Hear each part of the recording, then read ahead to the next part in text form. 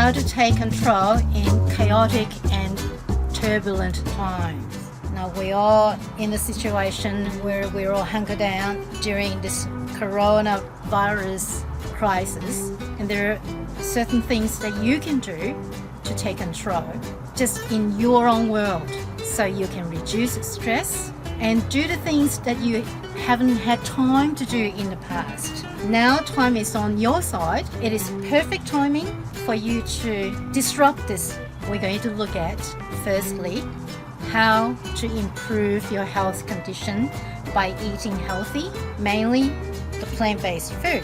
You probably heard of all this panic shopping these recent weeks, but if you're eating plant-based food, there's no problems, isn't it? You can see all the aisles are empty except the section where they have food for vegetarian and vegans. How good is that? You can pick and choose whatever you want. Now, the other exercise that we need to do is look at our pantry. Other than the very stable items such as the flour, rice, noodle, pasta, and tinned food, and dried legumes and beans and spices and condiments and sauces that you already have in the pantry. Now it's time for you to explore any new things you want to do. You can bake a beautiful loaf of bread at home now. You will be able to use the ingredients in your pantry to make something that you wanted to do in the past but you haven't had the chance to do it. Now there's a chance to make that happen.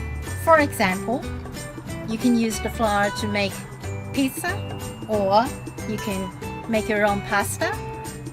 Think of something that's really easy to do, but you can involve family members to help you too. So while you're making something yummy, you can also build up the relationship with your loved ones.